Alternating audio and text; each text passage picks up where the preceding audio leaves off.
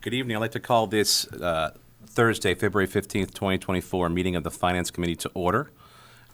First on the agenda this evening, we have approval of minutes from our September 26th or 28th meeting. 28. 28th meeting. Has everyone had a chance to review those? Yes. Yes. No, and we don't have a quorum for that, so we'll skip over next week. Sorry. That's all right. All right. Given that we have no quorum, we'll move on to the next item on our agenda, the presentation on three-year financial outlook. And with us this evening is our town manager, Paul Cohen. Good evening, Paul. Good evening. Thank you for having me here this evening, and with John Souza, our finance director, is here with me. We've got a few items on your agenda this evening. To start off is the three-year financial forecast. We're sort of in a bit of a rather extraordinary time for local government right now. We sort of came out of the pandemic, and we're in a situation now where it's sort of the end of the federal funding era, also the end of the period where the state was taking in revenues and budget growth that was beyond their forecasts. And obviously we're a period of inflation that the Fed is trying to get under control. But I think more importantly, we're seeing a period of stress in cities and towns. And everywhere I look, we're seeing issues. Whether it was the most recent strike in the town of Newton, the budget cuts that are being contemplated in the town of Andover, the city of Boston. If you see today's account, they're struggling about, well, what does the decline in commercial property values mean for the city in terms of its financing going forward. We know our neighbors in the local press, our neighbor in Westford that goes to town meeting. They're basically bringing two budgets to town meeting. One is an operational override budget. The other one is a non-override budget. And therefore, they're seeking an override in the millions of dollars. We see our town of Dracut looking at a $1.8 to $2 million deficit in their situation. And so recently, when I released the budget at the end of January to you and to the select board, we're sort of in a good position going forward into FY25. But it occurred to me that perhaps there isn't enough heightened awareness about where we're going beyond that, and sort of perhaps an understanding as to why aren't we there yet. And so I developed a financial forecast, which I'll present now, beyond 25 into 26, 27, and fiscal year 28, in terms of what we may be looking at. And the short synopsis of the story is, but for the extraordinary amount of Chapter 70 aid that we received as a community for this current fiscal year, which was an increase of $2.1 million, which was 18%, which is far above the traditional 2% or 3% levels that we were receiving, we would be confronting that at this point in time. And therefore, now that we've received from the governor's budget, where she fully funded Chapter 70 education aid, that our level of Chapter 70 funding for this current year coming up, as well as the future, it appears that we're back to normal levels. And if you read the accounts of Dracut, they sort of counted the same experience. And in fact, if you looked at the local aid numbers in terms of assessments and revenues, because sometimes we just focus on the revenue side. Well, what do we get for lottery money? What do we get for Chapter 70 education money? But we also get assessments for issues such as charter school enrollments, mosquito control, transit authorities, and so forth. And when I looked at the local aid figures on the governor's budget for other towns, there were many communities, including Westford and such, that the numbers were actually negative, that their net local aid. And in our case, the percentage increase was 1.64%. And so obviously that's not in keeping with the current inflation levels, which even right now are at 3.1%. And also not in keeping with the heightened levels of inflation that came out of the pandemic. And so the problem becomes, in the case of Chelmsford, is where our revenue base, over 75% of our revenue base comes from Proposition 2.5 property tax at the local level, and that's regulated by 2.5%. Well, that doesn't meet the challenge when your costs, major costs, and that's sort of what I go through in this report, and I will in detail, are going above that. And obviously, we're a service organization. Our biggest cost is labor. But we also provide benefits to our labor, health insurance, retirement assessments, and so forth. And when those are growing greater than inflation, that creates the challenge. And so it's catching up to us.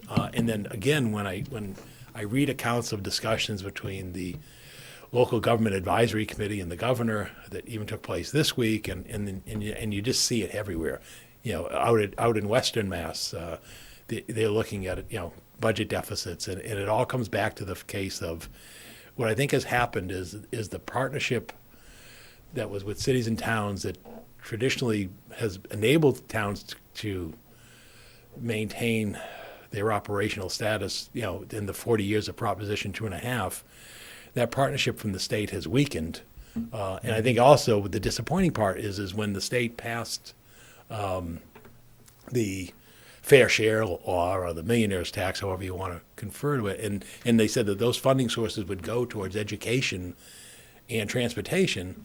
Well, the truth at the municipal level, meaning Chapter 70 educational aid and for cities and towns, that hasn't had any impact. In other words, those funds haven't seen any evidence of them coming to cities and towns.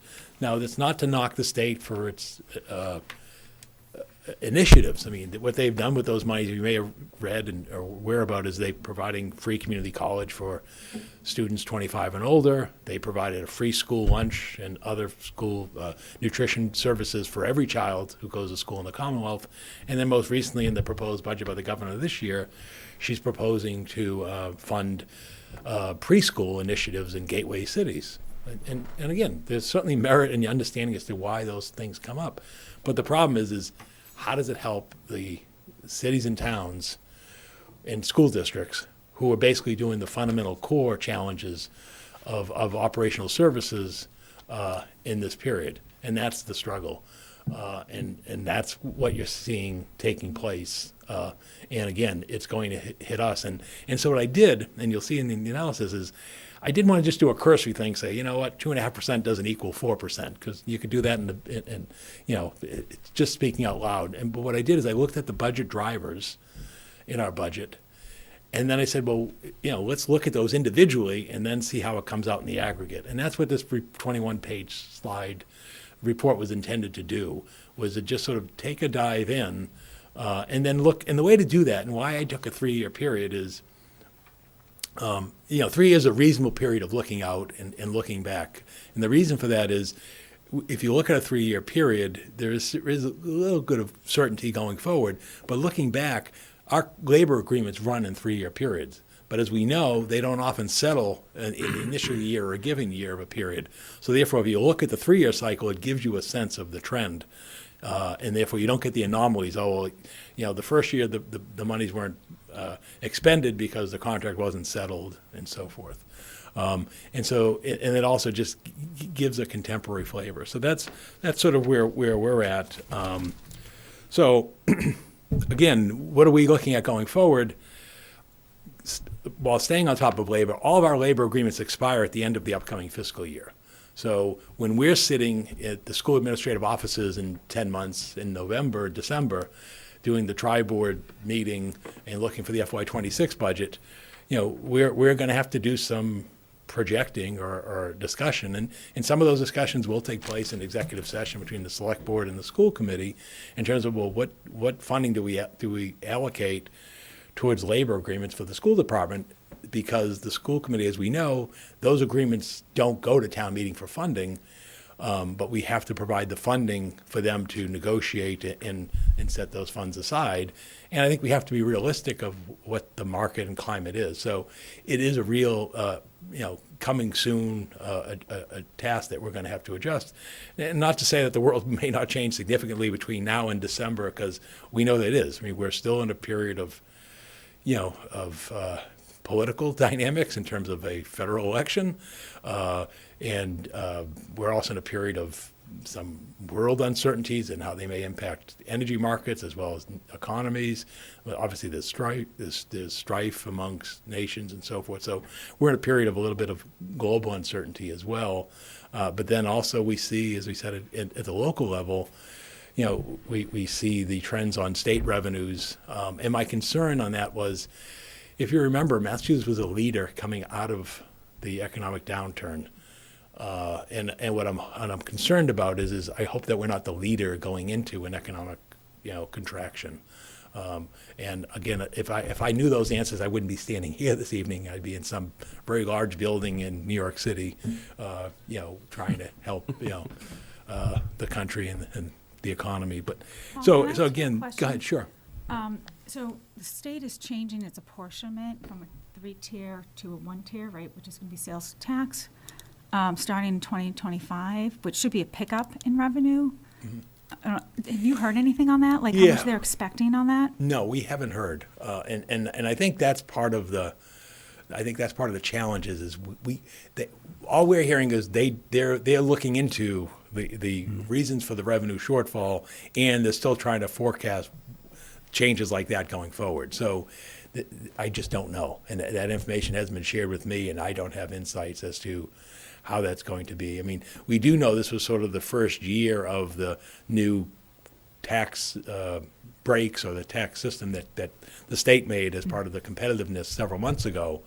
And we do know it's the first year operationally of the fair share tax. And we know the state was trying to be competitive, but I don't know.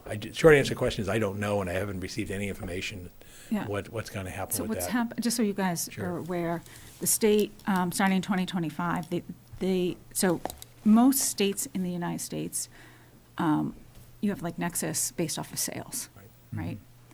So if you're operating that state, you can allocate, if you have a loss position in the company toward that state, that you can, especially with startups, and especially here, we have so much biotech.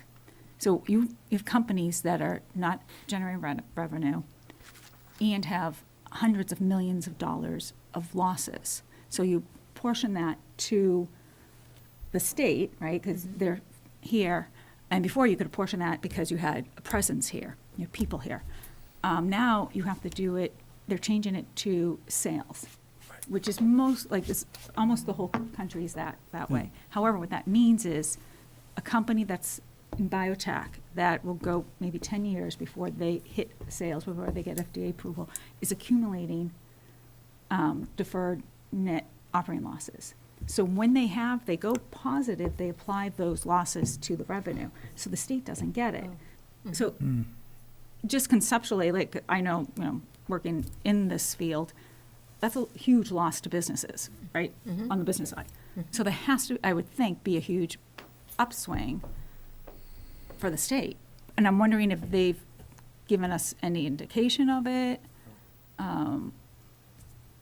Nothing? Nothing. Haven't heard any mention of it. Currently treading water. Yeah. Okay.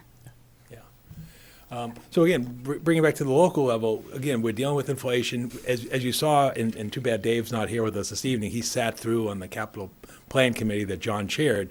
We produced a reasonable plan that John's going to go through this evening, but clearly there was a backlog there. And we foresee in his 5-year plan that that's going to continue going forward, and the result of that is because of the inflationary costs and the fact that the town's infrastructure is aging, namely its buildings. So that's a concern. Going back to the slides, I'll try to stay more on point, is so what I did is I took the drivers for the budget that I produced and listed them out, and then I basically went through them individually, and you can see the biggest driver is school department, and then health insurance, retirement, and so forth. And so I then basically go into a page on each one. And again, starting with the school department, if we look at the request that the superintendent presented back at the tri-board meeting in December, and now that their budget's out, it's relatively close proximity. You can see basically it's driven by labor. Again, it's a school system. They put teachers and aides and special ed, professionals and others in front of the students. So again, you can see that, for the upcoming year, I mean, he's approaching, almost $2.5 million, just for the incremental costs going forward. And so, so then you then take a look at that and you say, okay, and the next slide, well, then where have we been in terms of their increases? You can see it's clearly over 4%.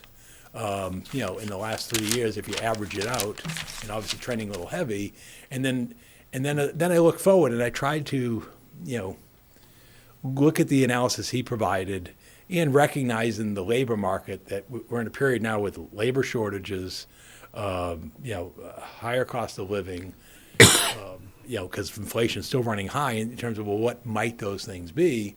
And again, without, going too far into it. So again, I come up with roughly, you're approaching $4 million a year in increase, if you're looking at contemporary trends of what's happening there. And then you've also heard the superintendent, and again, having looked at the school department budget, you can see their special education cost increases because we've seen, as we saw in the current budget, special ed tuitions went up 14%, and then this year they're up by, I think, 6%. And then the transportation costs are increasing. And again, we saw this in the Neshoba Tech budget presentation that we recently attended a couple weeks ago. So again, the factors, I think the numbers are, again, and this isn't meant to be a pinpoint analysis. It's meant to show trends. So that happens on the school department. You go to health insurance. Again, two things are driving health insurance: your number of subscribers, and then obviously the premium base of what's going on out there. And we know healthcare costs are rising. We don't know what's going to happen with Steward and what that's going to impact in terms of healthcare costs, but it's certainly not going to help. And so you look at what's happened, and the guidance that we're seeing around 6%. And even the GIC, which is the States Group Insurance Commission, their increases are closer to 9%. And again, it's based upon our actual experience and so forth. So again, I've used a 6% or so model, but also I recognize the fact that our costs are increasing because of the fact that we have an increasing number of retirees, which we'll see later in the analysis tonight, and employees are coming on. And if we're adding employees, and also those who are existing under open enrollment, you're seeing an increase. So again, it's a realistic to see that you're looking at increases of at least 1.1 million in 26 and then going forward. So again, you're over 7%. And then you go to Middlesex retirement. Right now, Middlesex is doing its 2-year actuarial analysis because the 2-year period ended last December 31st. And if you remember that period, last year was a great year, and the year before that was a bad year in terms of the market. But what Middlesex has told us, and their efforts to, in terms of cities and towns, is you should expect a 6.5% increase in your assessment in future years. But also your assessment depends upon, again, your retirees and your actuarial tables. And again, we're assessed individually, even though we're part of a retirement system. So again, when you're seeing increases of at least 6.5%, that's realistic. And that's what I'm trying to show is that's a realistic trend. And again, we'll see more detail when we get into the operating budget. But again, 800,000, it is material. And then on the general government side, meaning, the general government as a whole, meaning non-school department, we have personnel there in terms of their costs. And you can see in the next slide that the level there, it varies depending upon when contracts are settled and what happens. But the bottom line is, realistically, you're around 5%, because what happens is, and this was really explained in some of the media coverage of employees unrest, is you not only get the COLA, but many of them get step increases or advancements in based upon their education levels and so forth. So you are around 4.5 or so, 5% aggregate. When you do that, it's only the people who are at the top step that don't receive that level of increase, and that becomes the tension. And then you also have the entry level issues of the fact that the cities and towns, as well as private employers, the increase in the minimum wage and the shortage of workers at entry level was pushing up wages for people coming in. And that's obviously what you saw with the issue of paraprofessionals and such in the school discussions, where they get notable increases, as they did in Chelmsford when they settled their last contract, above the others in that period. Solid waste and recycling is a known contract. We have contracts in place that go out beyond the next 3 years for our collection and disposal of the waste at the trash to energy facility in Haverhill, which that contract's a 5-year, that's in place. And so with that being the case, the only unknown there is really what's your actual tonnage, and that's sometimes dependent upon the economy. But the bottom line is we see that running at least, over 3% per year based on known costs. And if you've read some of the accounts of what happened in Westford and what they're dealing with in Drake and what we experienced when we did our last contract a year ago, you're seeing a spike from the existing contracts to the new contracts. And so again, it's a real cost. Neshoba Tech, in coming to that, we see the level of increases, and we even though our enrollment dropped this year, our assessment went up. I mean, enrollment dropped percentage based upon the district. In other words, what percentage of Chelmsford students of the whole district made up, and that decreased, even though our number of students increased, but our assessment went up, and also the Chelmsford Public Schools assessment went up. And so when the state did its minimum contribution, which is what drives the Neshoba Tech assessment, our assessment went up. When we had the discussion with Neshoba, they feel the school is nearing its capacity. It's become a popular choice from Chelmsford residents or students in recent years, and so I think around a 4% is reasonable, given that the tech district is facing the educational costs and benefit costs and assessments and such, since they're a self-contained entity. And then debt service non-excluded, meaning that the capital projects and other things that are within Proposition 2.5 levy limit, because of the rise of interest rates, we're seeing an impact on that. Even though we borrow at a tax-exempt rate, borrowing at 3.5% or 4% is different than the years ago we were borrowing at 1.5% or 2%. So again, we see an increase there of around 2.5–3%. Again, a couple $100,000. And then Medicare tax is just based on your employment. Your payroll. Your payroll affects your Medicare tax. It's going to go up, and we've seen it go up. And again, obviously, as payroll rises, as your tax rise. So again, you see about 75 to 85,000 over the out years. And then property casualty, workers' comp, as we get to the end of the budget drivers, as we've seen, the property markets for insurance are just very expensive to get coverage these days because of the rising value of property and because of the actual experiences to damage to the property. It's very difficult to get reinsurance for those insurers, and we see that in our property and casualty experience. So again, you're looking at of rates there of another 75,000 per year, or again over 6%. So then you sum all those factors up, and you can see you're going from a period of budgetary increases that were closer to 5% to those that are over 5% looking forward. So again, there doesn't seem to be any relief in sight. So I then pivot to the revenue sources, and again, pulling it apart, saying, well, what are the town's revenue sources? As I mentioned at the outset, over 3/4 of our revenue base comes from the property tax. It's easy to calculate 2.5%. And that's what's done there for the upcoming fiscal year. And then you project your new growth, which ends for the upcoming year on a June 30th. So, for example, the fiscal year budget that we'll be approving this July, the new growth is as of June 30th. So basically, we've got 4 months left in this fiscal year, new growth.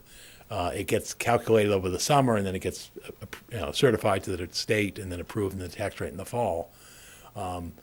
And we look at our recent history, and then we look at what's out there and approved. And as you'll see later on, the only thing that's out there and approved is the UMass West Campus project. And what we know is the building permits have been issued, and work has begun there in terms of some of the site work. What we do not know is what pace will they construct the phases of the project. And that's the good news is they're constructing it. The challenge is when will phase one be completed? And again, that'll be driven by the economy. It'll be driven by the market. And I did ask the representative from the company if they could provide that estimate. And to date, I haven't received it. But I took a reasonable look at it. And then I looked at, well, what was the case of new growth back when they were building all the multifamilies on Turnpike Road and so forth to get some sense of what that growth would be. And then again, we look at state aid and local receipts and available funds. And so again, we walk through each one of those. And you see on the next slide, you see our new growth figures for recent years. Because again, the 2.5 is mathematical. Everybody can do that. Multiply your base times 2.5%, and that comes out to roughly 3 million. But your new growth varies, again, depending on economic activity. And you can see for the fiscal year that we're in right now that was approved a few months ago, our new growth declined to 1.5 million. And then when we talked to the assessors in terms of, well, what do you think we're going to finish out in the next 4 months? It's probably 1.7 was a realistic number, not an overly conservative number by any means. Again, that would match where we were in 23. But I think the expectation there is the condos that they're working on at 9 Acton Road will be completed. We obviously see permit levels. What we are seeing in talking to the building commissioner is there is a slowdown of what we call renovation and expansion projects, residential. And I think you can probably do that by the eyeball test. I know this is not the time of the year that you generally would see that kind of stuff taking place.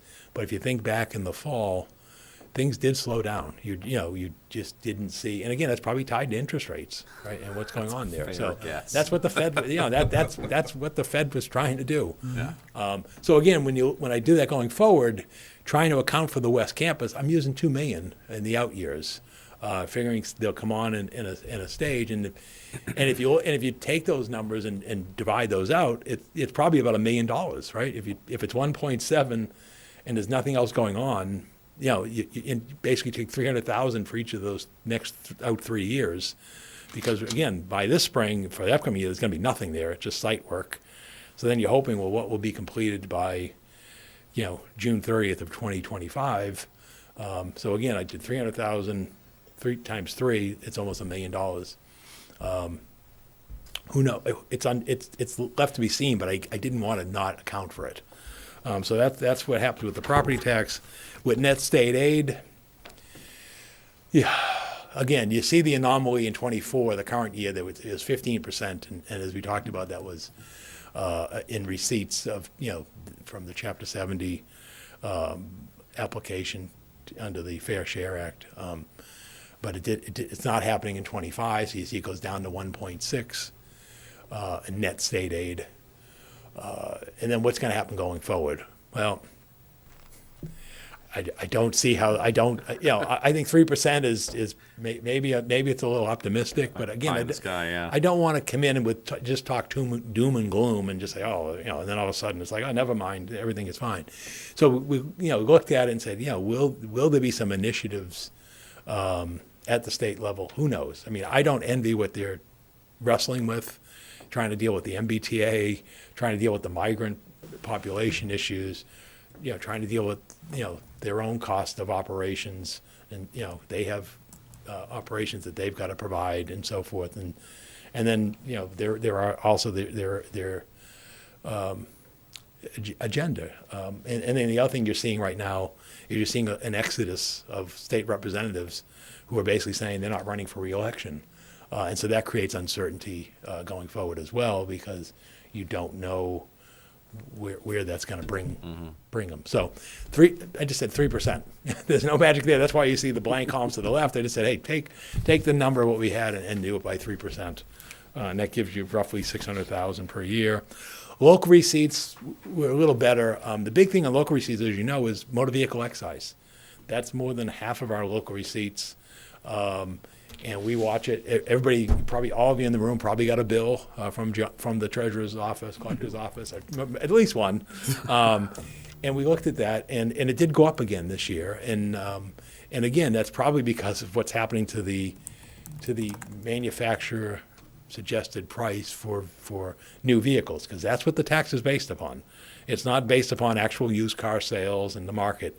It's based on MSRP for automobiles, and that has risen. Probably not as much as the fact that you no longer get this detailed, the discounts off the sticker price. That doesn't help cities and towns. And it's all generated by the state.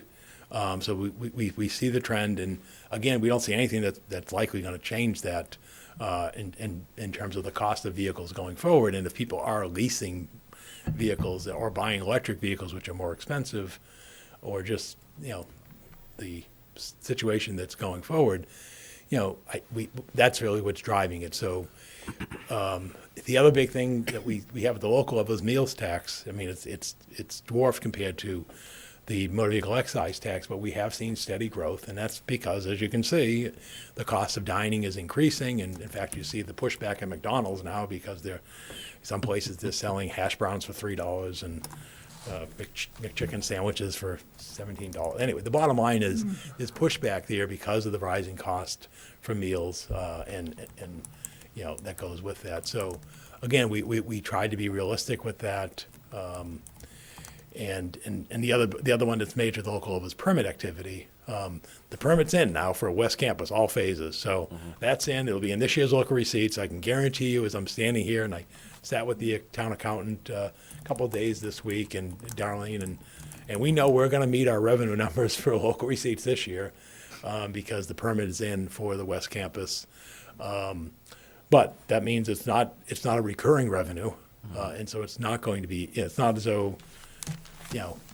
And we don't know what else is out there, and particularly in the commercial market where it's just an uncertain period with office vacancies and the struggles in the market. So anyway, so that pushed us to local receipts of roughly $375 to $400,000. So you add it all up, and if and you look at the revenue estimate. It's roughly $6 million in the out years, 26 through 28. And then if you then compare the next slide, the budget drivers versus revenue, you can see the shortfall of around 1.8 to $2 million. And again, why I bold and highlighted the area was basically what we may anticipate for fiscal year 26 is what we avoided this year because of the extraordinary Chapter 70 funding that I've mentioned a couple times this evening, and we don't see any anomalies like that in the future. So that creates the challenge, and there are the numbers. I know we keep mentioning it, but you can see the highlighted there was, we see the bump in 24, which was the adjustment under the formula. You can see it starting. You saw a slight adjustment in 23, and then a sort of coming out of it in 25. And why 25 in the governor's budget is the minimum of $30 per student for roughly 5,000 students would be about $150,000. We can see we almost got double that. And if you on the Department of Education website, you see that analysis. And the growth factors and everything else and how they apportion it. But the bottom line is, it's less than 2%. So the end message is we've got to maintain our discipline. It's the same message I put in the budget summary. And the end result is the math doesn't work. If 3/4 of our revenue base is constrained by 2.5%, and then the state aid, which is another 15% of our budget revenue sources, is under 2%, then it becomes a challenge. And I think the thing that we can do, and why I did this, is I think it helps us to at least go into the future with an awareness of it. And then the other thing is, well, what do we do now that we know this? And discuss this with the select board on Monday night. Is I think we've got to be mindful of it. So what does that mean? Well, for example, we had a position in town recently unexpectedly be vacated, our municipal safety specialist. I'm not filling that position. And I've had discussions with other department heads about if certain situations arise that I may not fill other positions. So it's not basically laying people off because we know there's a cost with layoffs, but it's trying to be mindful. And the reason you do that as an employer is twofold. One is I don't want to be in a position of offering somebody employment or some surety of continued employment if it's not there. I mean, that's not fair to the employee that you're hiring. It's also not fair to the department that they're going into. They have that kind of disruption where you hire somebody in February and then you're laying them off in a year or so later. It's just not productive, and I think it damages the reputation of a town who does that stuff. So again, mindful of looking at expenses and again personnel, because that's what we are. We're a labor organization. We provide services, and sort of doing that going forward. And so you will encounter or hear about them, I guess, in the months ahead.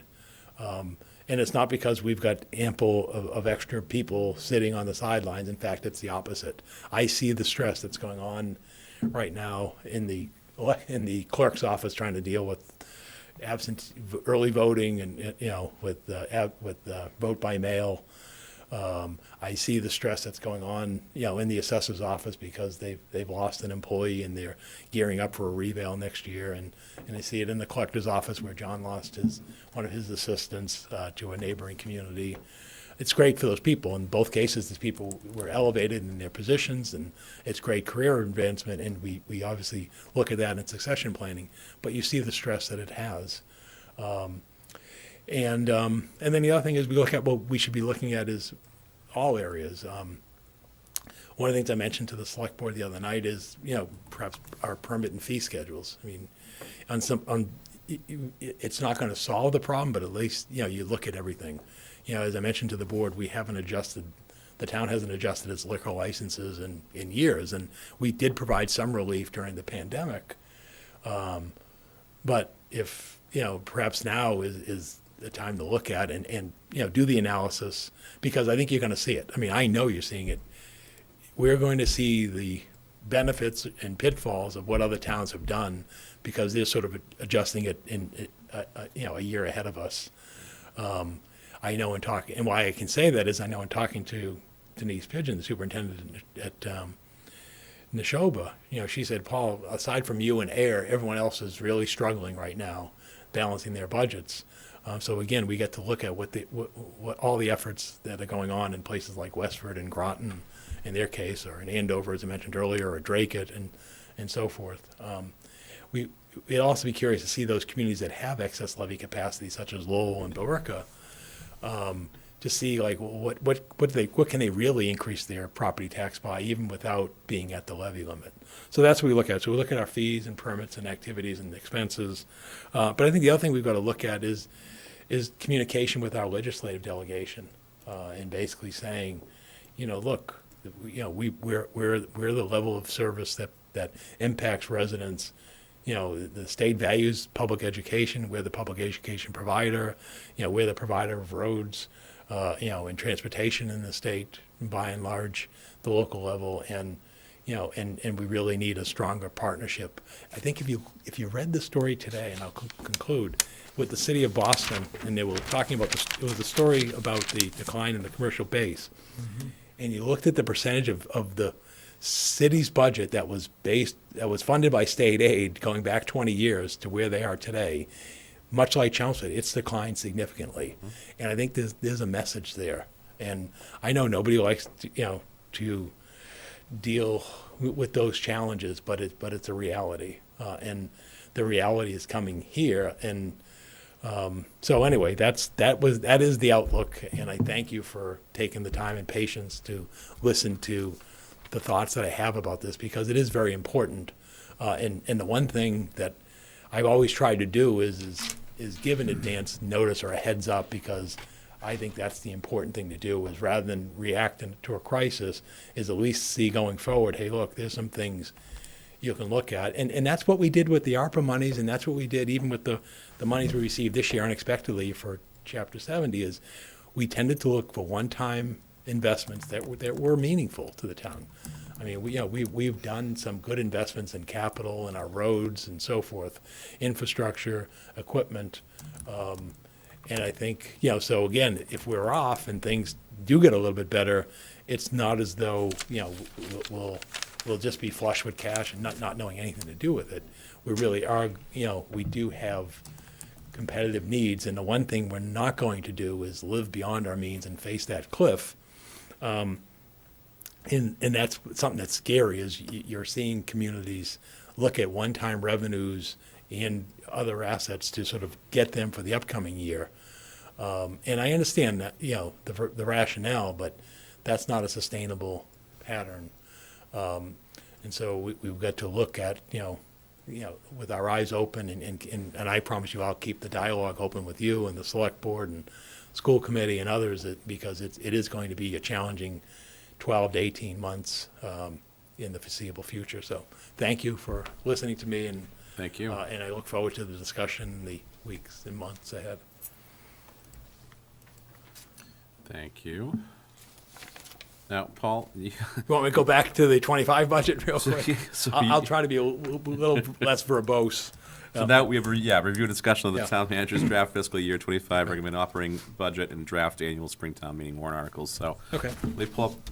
Maybe I could have Sam do this since he's heard it Yeah. twice.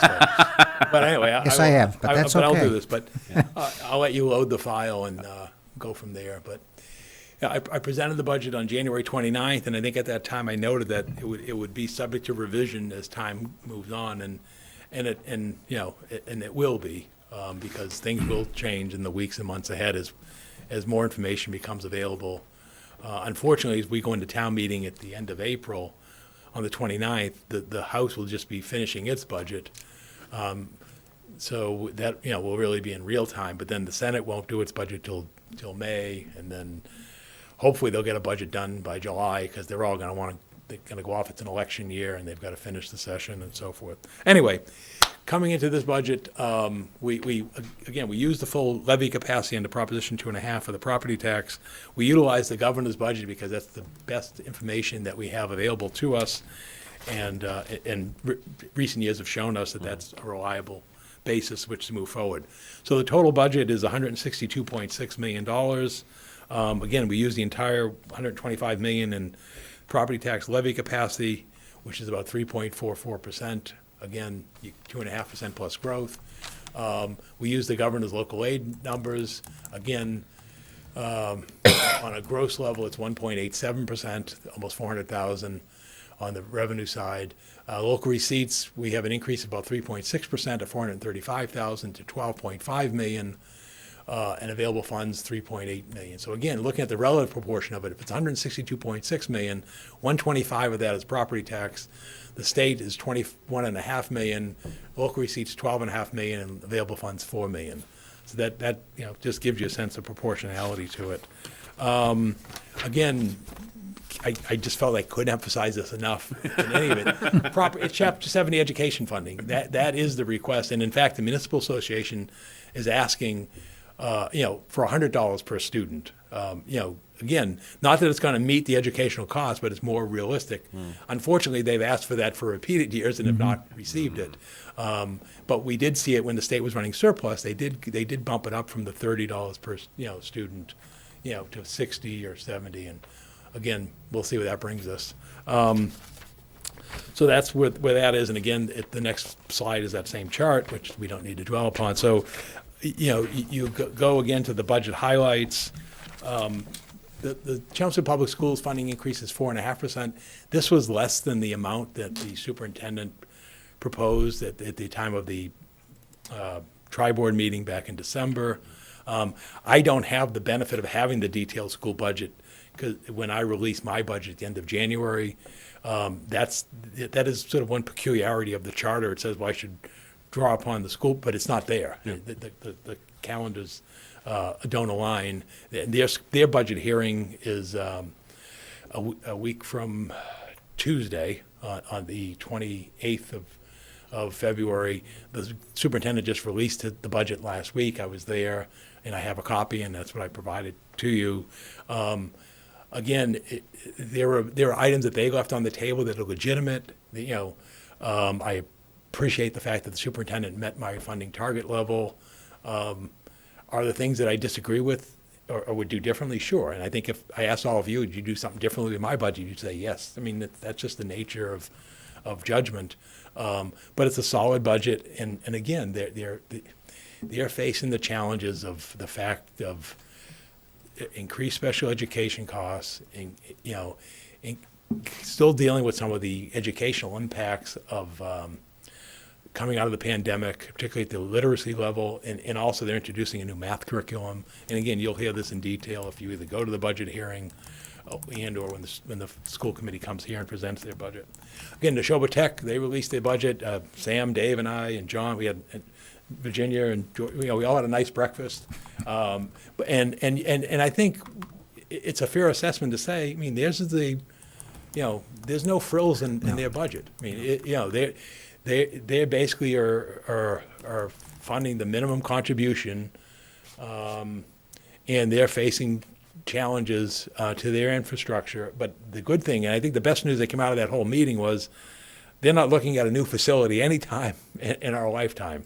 That's pretty much what they said, that Yes. unlike what you saw, the tremendously unsuccessful vote at Assabet Tech, and then the more local crisis or turmoil or activity that went through when Minuteman built their new high school, they've done a nice job maintaining their facility, because their facility was built in the mid-'60s. It's 50 years old. And 60 years old, and so their budget was basic. And again, our assessment is driven by a minimum contribution, so it went up by 4.6%. Or again, I talked about health insurance. Our premiums are roughly 6% increase. We'll actually get the formal rates in a few weeks, but knowing that towns were dealing with budget struggles, they basically have given us the guidelines. The retirement assessment increase is known. That was provided, again, almost 2 years ago. We're in the second of the 2-year funding assessment, actuarial study. And then we've got funding for our labor agreements and non-union employees under our schedule. And then the other big item to note in the budget is we do provide the funding to support the Chelmsford Center for the Arts. And I use the word support is because I'm not funding everything there or at the funding levels that they would warrant, quite frankly.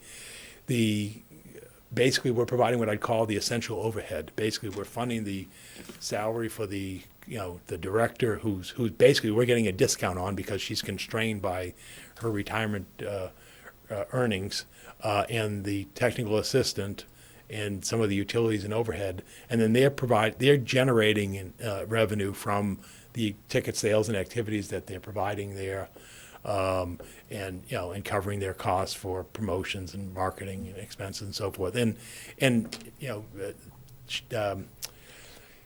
Lauren has come into the select board and obviously communicates with the town accountant and so forth. And she's running in the black in terms of what I call the operational show. So generally, the events that they have cover the marginal cost, but because of the size of the facility, it's clearly documented now after several years of operations with 3 different directors, and what we learned from the private market when we had discussions about contracting the facility, the size of the venue doesn't make it sustainable, wholly sustainable. But we recognize the value of this has to the community, so we support it as an operation. So that's in the budget. As I mentioned earlier, the things that aren't in the budget that were left. And this is not a complete list, but as I mentioned, the school department has legitimate needs. I mentioned earlier about not filling the safety specialist position, which is not a minor thing because there are reporting requirements for that, and there are safety implications of that in terms of work site and so forth on school and general government operations. There are legitimate cases that can be made for additional police officers looking on the number of calls that they have and the safety concerns that are in the community. Same on the fire side in terms of command oversight and operations, as well as staffing levels, and in public works in terms of maintaining the condition of our roads, sidewalks, and parklands. And even something as basic as providing benefits, supporting our operations. So again, there are items that are left off, as there always are. But I think, again, if I don't mention them, then people assume that we're funding everything that we want. And again, that's not the case. Capital plan, and John will speak to this later. We have a $5.8 million capital improvement plan that, was in response to $11.3 million of capital project requests. So we bumped up the level by $1.5 million, and the sense is this is a responsible capital plan that provides funding for the necessary replacement of fire apparatus, school facility improvements, DPW infrastructure, and so forth. And again, John will go into it in greater detail soon this evening. And again, there are items that were left on the table there because we get questions, well, where's the funding for the McCarthy tennis courts? And the answer is, didn't make the cut because there were other higher priorities in both the school facilities as well as, general government facilities. Same thing there were legitimate case for renovating the art rooms at the high school. There's some exterior work that needs to take place in the historic town hall buildings. And if you've, even go into this building and you visit the restrooms, you'll say, geez, those could use some sprucing up. But again, they're just not as essential. And then the other thing we're mindful of is we will be applying under the Massachusetts School Building Authority to fund the partial replacement of the roof at the South Row School, and that was approved by the school committee last week and the select board earlier this week. It's a $1.2 million project. The reason it's not in the capital list at this time is because we're seeking a 50% reimbursement from the state for this project, but it'll be submitted in the next 2 weeks, but we probably won't get an answer till fall, and depending upon if it's available for fall town meeting. If not, we'll come at it next spring. But the work wouldn't take place till at least the summer of '25 anyway. But the reason we did that, again, is if there's a potential to get a 50% grant to do, a project of $1.2 million, we're going to pursue that opportunity. And, because that roof was over 25 years old, and it's some portions, in some cases, over 30 years in other areas. So again, that's the situation. It's not an ideal budget. As I said earlier, I think everybody could come up with a responsible plan. But I think it's trying, what I'm not doing off is kicking things down the road or using one-time monies or some, basically doing short-term issues that I think just aren't, wouldn't be responsible. And then the other activity that's going on, and we'll see it when we go over the warrant shortly, is we do have a request into the Massachusetts School Building Authority to look at the possibility of replacing the Parker Middle School with a new middle school configuration that the school committee also talked about last week. And it's probably ideally they'd be looking at a grade 4 through 6 middle school building to replace the existing Parker School, and that by bringing in the 4th grade, it would create space in the elementary schools by taking the 4th grade out of there that are at crowded conditions today. And it's not because our enrollment is at never seen before highs in the town of Chelmsford, because certainly if we go back to generations when some people in this room were in that school system, the numbers were much higher. I mean, right now we're graduating roughly 400 students, per year. And years ago, decades ago, it was 600, 700. The difference is the space needs for the students, particularly in the special education and other areas, which is why we have the modular classrooms and so forth there, is you have much more individualized instruction than was done back, generations ago. So that's what's happening on there. So again, that's sort of the narrative. I'll go through the highlights real quick. Again, $162.6 million increases. Schools being our biggest one of almost $74 million. The general government side, roughly half of that at $38 million. Neshoba Tech, $4 million. Benefits insurance, $31 million, $32 million. And our debt service at $11 million. And it's declining because of our excluded debt, which is the debt on mostly the sewer project is declining, but that doesn't give us any relief in the operating budget. Again, I think the budget's responsible. As I mentioned, we're funding capital infrastructure at 5.9 million. The priorities have remained constant. Again, we provide our biggest effort is education, public safety, capital infrastructure and public health. And then everything else is ancillary. It's not to say it's not important, but in order to do those things, you've got to assess property, you've got to collect, you've got to account, and so forth. And so that's what we do. This gives you the line item changes. Why I do some in bold is it shows you of the $6.2 million increases, you can see, over roughly 5.2 of that goes to benefits and insurance and the Chelmsford Public Schools. That's where the people are, and the benefits obviously that support the people. I think we're probably the second largest, if not the largest employer in the community in terms of number of employees behind UPS. And obviously the school system being the largest of that, predominant of that area. Again, the Neshoba Tech, again, you see public safety being negative, but that was because if you compare it to last year's line item, when you funded retroactive contracts, the true cost in terms of year to year goes down, even though your actual cost, in the long-term trend is going up. Public Works, and so forth. So that's what's happening there. Again, your revenue summary, again, property tax of the $5 million, $5.1 million in new revenue, 4.1 million of that is property tax. And again, we spoke about the state and local aid numbers earlier. I like to do 5 years to get a sense on is there anything extraordinary over that period? And you can see, it also shows where the growth is over time. And obviously dollar-wise growth, it's in the schools, as we keep talking, 12.9 million, is clearly, even though percentage-wise it's not relatively high, it's just dollar-wise it is.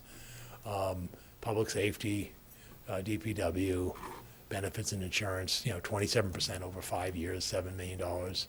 And you can see our debt service declining, most of that, again, by 25% in 5 years, down to, just 10.5 million. That's because, again, the debt service being amortized mostly on the sewer project. And then look over 10 years, the same type of thing. You can see, again, we're funding the schools at 45% above what it was 10 years ago. And again, you see that the relative numbers that jump out at you is facilities goes up almost 85% over 10 years because of the aged infrastructure. It's also a smaller, relatively sized budget. And then benefits and insurance, you can see 71% over 10 years. Over $13 million. And you see the debt service declining by a quarter over a 10-year period to that $10.5 million level. So again, diving into it, the schools, a 4.5% increase brings them to $73.88 million. Again, I provide you with relative to what the funding increases have been over the last decade. And you can see in recent years, it's been around 4.5, 5, between 3.85 and 5%. The last few years. And again, my suspicion is that's probably going to contract going forward just by necessity. And then this, what you see in this slide is what's required for us under the state educational funding formula. We're obviously a third above that. The state says we have to spend, for the current year, $63.8 million. We're spending $84.2 million. And we're 20 million over the requirement, or a third. And as Dr. Lang in his presentation shows, most school districts that are similar to Chelmsford, that's about where they are, and some higher in wealthier communities. And then, the per pupil expenditure, one of the frustrating things, and you can see it ends at 21, and I checked again today, the state doesn't have more current data on its website, even though the reports were well in a year ago for FY22, and the ones for 23, which for the year that ended this past July, should be in by now. And I understand not having the 23 data, but it's a little frustrating not having data before 21. And if you heard today, the Secretary for Department of Elementary and Secondary Education is stepping down March 15th, so there'll be in transition there, and that'll be interesting to see who's appointed and what their philosophy is going forward. So again, our per pupil data is roughly $18,000, we think. And I always try to do this, well, what does that mean when you say it's $18,000 per student? Well, that means it's about $100 a day. Beauty of 180 school days, but 18,000 is it's real clean math. $100 per school day per pupil to educate, and if you put 22 kids in a class, you're at roughly $400,000, or $2,200 per day for the classroom. I think it just gives some sense, of big numbers. The enrollment, you can see we're about where we were a decade ago. You can see FY14, there was 5,124 students, and right now we're at 5,181. What has changed is our student-teacher ratio has fallen, which is the right-hand column, from 14.8 to 13.3. And again, I don't have the data for 24, the year we're in right now. But you can see the number of teachers has increased beyond what we had a decade ago. And so we'll probably have, close to 35, 40 more teachers than we did. So it's almost 10% than we did a decade ago. And again, a lot of that is specialized education. When you see the superintendent's budget, you'll see that the increases are generally in support, because you're now dealing with issues such as guidance, meaning returning students to school who've been out for extended periods or having psychological issues, and extra support services. That's where you see his enrollment growth. Educator growth. Again, our teacher data ratios only comes from 22, and I leave these slides in here because it's the most recent we have. But again, it shows on these slides that we're around the middle of the pack for what the state defines as our comparable communities. And we can see that our class, the ratio, you can see them graphically and so forth. And then you can see our average class size is roughly 18 per classroom. That tends to get pulled down by the high school, because you see in the school budget, they give you the enrollment at the elementary and middle school levels, and there are 20-plus students in those classrooms generally. So again, just to put in perspective, and again, we have comparable data, both numerically and graphically, that shows that we're in the ballpark with our peers. So again, this is our budget drivers. On the school department, you can see I didn't meet the funding request by almost 10% of what he had asked, what he estimated back in the December of 3.5 million increase. I funded him at basically 3.2 million. So that's where we're at. Neshoba Tech, again, we've talked about this. Our assessment's up by 4.6%, based upon the minimum requirement by the state for each community in the district. As I noted here, the town's share of our district enrollment has decreased from 29.65% to 28.9%, even though our enrollment increased by 6 students. That's because the total district enrollment increased by 40 students. And as they explained at the breakfast, they got one more year of school choice students, and then that's gone. And then they're talking about how they're phasing out that funding contribution from school choice. So again, our number now is, roughly $4 million. We look at our enrollment at Neshoba Tech, and obviously, we're at over 218. So divided by 4, you're roughly 50 plus kids per year are enrolling in the vocational school, and you can see it's been an upward trend. So I don't expect why things will be any different in the upcoming year. The enrollment always lags because the assessments are based upon October 1st of 23 for fiscal year 25. But they're now making enrollment decisions for the upcoming year, and what the superintendent told us is, there's no choice spots, and they're trying to accommodate everybody without waitlisting. But again, we would expect that would be stable. Again, we don't have data for their per pupil expenditure beyond 22, but it's got to be over 22,500 at this point. You can see it's not quite linear. Part of that was the pandemic. But if you get before the pandemic, you can see it was almost growing at about $1,000 per year.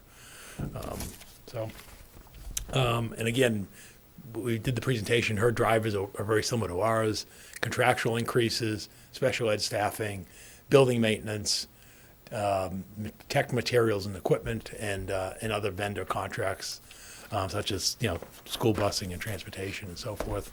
Moving on to the police side, again, it's level staffing in public safety with 69 full-time employees, 54 officers. 9 dispatchers and so forth. The call volume that you see is, continues to increase. We're now at over 37,000 calls on slide 37. But roughly half of them are property checks. So again, you know, because you start doing the math, you're like, what, 37,000, divide that by 365 days, it's roughly 100 calls per day. And you know the calls aren't linear during the course of a 24-hour day. So again, so if you take out the property checks, which is half of that, you're still doing roughly 50 calls a day. You know, so that's why we have the different cars and such out on the road and supervisors. Same thing on fire. We're level staffing it at 63.5 FTEs. Again, a chief, a deputy, 7 captains, 52 firefighters, clerical and mechanic support, 11 firefighters per shift.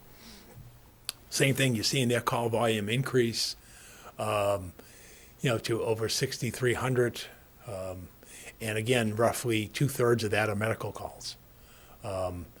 And so that, the demand is out there. And now that we're sort of out of the pandemic, the call activity is back because people are back out and active, whether it's accidents or, the aging community and so forth. The calls are there. Again, the net employee compensation from this year to last year is $294,000. Again, that's deflated because of the fact that last year you had multi-year personnel settlements. Health insurance, again, 6% increase. The budget goes up $1 million as our number of retirees and premiums increase. And then John provided this chart, which shows you in a visual sense of how that is trending up. And I think it's kind of hard to read, and I apologize, but if you look back 2 years. For right now, in FY24, in the bottom right, actually in the numerical component, the number of retirees is 977. If you go back 2 years, it was 926. That means we've gained 50 retirees in 2 years. It just shows you the growth of that, and so that's why you see that red line increasing over time. To the case where, again, you would go back a decade, you had 830 retirees, now you're at 977. And the active employees, you don't see as dramatic near-term growth. 672 versus 661. I mean, that's 11. It just shows you, but right now we're providing benefits to 1,650 people, of which, again, 2/3 of almost 1,000 of that is retirees and active employees, and the reason for that is just you have a longer life expectancy, and obviously the costs. So it's not immaterial. Our premiums, obviously, as I said, continue to increase. So roughly the town share, the total premium for a family HMO plan is going to be over $28,000 for the upcoming year. The town pays 75%, so we're paying over $22,000 is our forecast for the 6% rate increase for the upcoming year. So that's why when you hire an employee, let's say you hire the employee at $50,000, whatever, you're basically adding almost half that, for health insurance if they're taking a family plan. And we've seen that happens because we employ over 1,000 employees, and we have 672 active subscribers in health plans. So it's not unrealistic to say at least half of our people will take the benefit. Again, the retirement assessment's a known number. It was given to us almost 2 years ago, and again, that's the cost. But more importantly, on the next slide, you see the components of that cost. Two things to note. One is the fourth column, the payment on the unfunded liability, is now over $10.3 million for the upcoming year. You can see how that has exploded in the last decade, from $4.6 million. Our total assessment is now $12.3 million, and then when you make the early payment, it's $12.1 million. But the far column on the right, $745,000 is what it's going up. You can see last year was 795. Well, you say, why isn't it not going up a little more than that? And that's because what they do is when they do that actual 2-year actuarial, they sort of did the 6.5%, and then they loaded the adjustment for your actual community on the first year. What they tell us they're going to do upcoming is they're going to spread it out over the 2 years going forward. But the bottom line is it's not going down. So it's, and that's, you saw that in the analysis I presented. But the bottom line is you can just see how the change, the far right column, when we were doing it, 400,000, 500,000, 600,000, now you're approaching, 750,000. It's just, and then the difficult part is they're still scheduled to pay off the assessment in a dozen or so years. It's 2037, and we're still only about 55% funded, and it's a challenge. Do you have an idea of like how the other towns are? I mean, I know there's some towns that are fully funded, great for them. Well, yeah. Do you have like a comparison, like where we stand with all the other communities? Most of our comparable communities in the area are in Middlesex. So Tewksbury, Billerica, Acton, Drake, the water districts and so forth. We're all in the Middlesex retirement system, but we're assessed individually. It's really only your wealthier communities, your Wellesleys, your Needhams and so forth, who are at the closer end of their funding schedule or fully funded.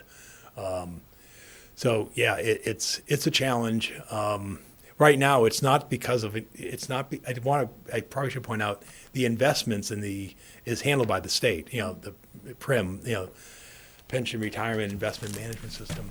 It's not handled by people over in Billerica or on Linnell Drive. So I want to point that out. It is by the state, which has a great track record of its investment returns. The problem is we're still paying the costs for an underfunded system in the past. And this goes back to the late 80s. No, I know. Yeah. Like, I mean, But how we're doing relative to everybody else is, we're okay amongst. If you look inside the Middlesex systems, we're not in an adverse position compared to our peer communities. Where you did see a little more growth with some of the wealthier towns who basically funded their pensions and had sort of independent systems generally, as opposed to being part of the regional system. So that's different. And we did see Andover go with pension obligation bonds. I don't know how that's playing out for them. It may actually have been a fortuitous event by them because they were able to get low interest rates when they did those bonds as opposed to today. But no, we do get a report from the state, and they do present at the retirement board system. Middlesex is one of the lowest funded, meaning in terms of your percentage of unfunded liability, they're at the low end, meaning less funded of the retirement boards in the state. But that's, and a lot of that just had to do with when these boards were what they were taking for the components of their actuarial studies. What was your assumed rate of return, namely being a big part of that. And Middlesex was sort of late to the game about bringing down the rate of return, because obviously if you got a lower rate of return, you're funding at a higher level in terms of the schedule, because if you're assuming you're going to get 8% in your investments, you're going to fund it less than if you were assuming, we're only going to get 6% in our investments. And they do report what each systems are in terms of their funding level. And right now we're not at the mode. We're probably just outside of the median. But it's just hard, because how do you do this in these times, saying, well, we want to assess you more than 6.5%. That's the challenge that they have. They have made adjustments in recent years, but in terms of, but they just can't responsibly say, oh well, we're gonna drop the rate of return down from 7.1% to 6.8 because it just blows the numbers out of the water. But so we're I think the truth is Middlesex has been a laggard in terms of its funding ratio. But they have in recent years, and John sits on the advisory board, they have made steps in recent years to be more realistic. So we're not an outlier, but we're not at the high level compared to some other towns that are running independent retirement systems. So solid waste recycling, as I mentioned, the thing, we have those costs. They're going up by $203,000 for collection and disposal. Property and health insurance, again, going up by roughly $50,000 or 4.8% because of the market. And workers' comp as being part of that. Medicare tax, again, that's just, an increase based on the payroll tax. And then our debt service is strong. Obviously, we know that. We got a AAA bond rating. We have a good debt and liability profile. And that's basically because we're not carrying a school project yet. So what has happened is the debt service for the for our system decreases by over $500,000 or a third, because we really are nearing the tail end of the excluded debt service for the sewer system. But again, that doesn't help us because that's excluded and limited, so it will provide a little bit of not reduction in what would otherwise be the property tax levy, but doesn't give us any budgetary flexibility. And you can see what's happened there. I mean, geez, in 2 years, it almost cut in half from 2.1 million to 1.1 million. And then as you can see, if you go back even to fiscal year 20, which is, 5 years ago, you're at 4.2 million. Now we're at 1.1. So it's, it is, that's the tail end of the sewer project, primarily. Non-excluded debt service, you can see, it increases slightly by 1.23%. And you can see the common number in that whole chart is 7, right? The excluded debt service was, going back to 18, was 7.6 million, 7.5, 7.2, 7.0, 7.1, 7.05 to 7.14. So, it's increasing, but it really is around the traditional lines of what we have for excluded debt.